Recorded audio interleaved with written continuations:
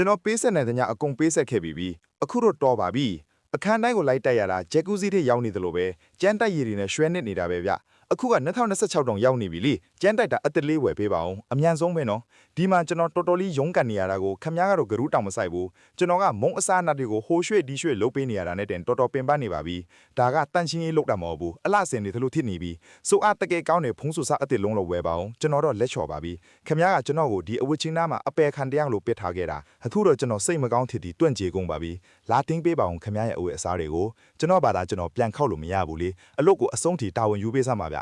စိတ်တိုးတက်ပေမဲ့အတုံးဝင်တဲ့နီလန်တွေတီးရဖို့ angry but helpful ကို follow လုပ်ထားပေးကြပါအောင်ခင်ဗျကျွန်တော်ကခမ ्या ရဲ့ရေးတတ်မှုပါဗျာတစ်နေ့ကိုရေ2လီတာခနဲ့3လီတာလောက်ထိတောက်ပေးပါ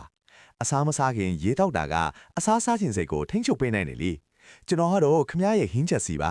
ကျမ်းမာရေးနဲ့ညီညွတ်တဲ့အစီတွေကိုပဲထုံးဆွဲပြီးတော့အကျော်လော်တွေကိုရှော့စားတာကကိုလေးချိန်မတက်အောင်ကာကွယ်ပေးနိုင်ပါတယ်ကျွန်တော်ကခမ ्या ရဲ့မုံပိုင်းကလေးပေါ့အစီအစံတွေတတိတွေနဲ့ဒင်းချင်တို့ကိုပဲရွေးချယ်စားသုံးပါဦး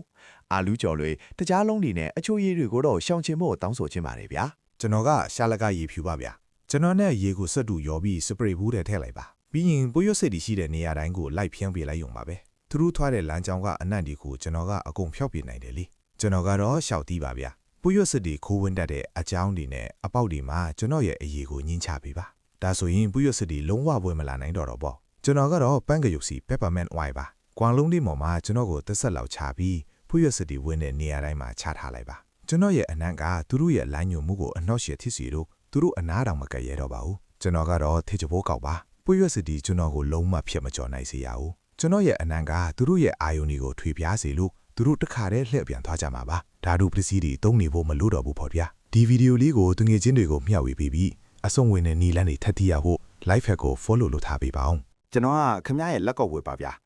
ခမ ्या တကူလုံးအပူလွန်ကဲနေလေအခါကျွန်တော်အဘိုးကိုရေးအေးအေးလေးစက္ကန့်30လောက်ဖွင့်ချပေးလိုက်ပါဒါဆိုရင်ခမ ्या ရဲ့ခန္ဓာကိုယ်အပူချိန်ဟာတခြားနီလန်းတွေထက်ပိုပြီးမြန်မြန်ဆန်ဆန်ကျသွားပါလိမ့်မယ်ခမ ्या ဟင်းသီးဟင်းရွက်တွေလီတိုင်းကျွန်တော်ချောချောထက်နေတာကတော်တော်အန်ဒရယ်များပါတယ်ဗျာကျွန်တော်အောင်မှာရေဆိုလက်တို့ပိုးအားလီတစ်ခုလောက်ခံထားပေးပါအောင်အဲ့ဒါပါပဲအခုဆိုရင်ကျွန်တော်စားပွဲကုန်ကိုတေးသေးချာချာမြဲမြန်ကတ်ထားနိုင်သွားပြီတလက်မတောင်ရွေ့မှာမဟုတ်တော့ပါဘူးဒီထက်ပေါ်တဲ့အသုံးဝင်တဲ့နီလန်ကောင်းလေးတွေတီးရဖို့ live hack ကို follow လုပ်ထားပေးကြပါအောင်ခင်ဗျာ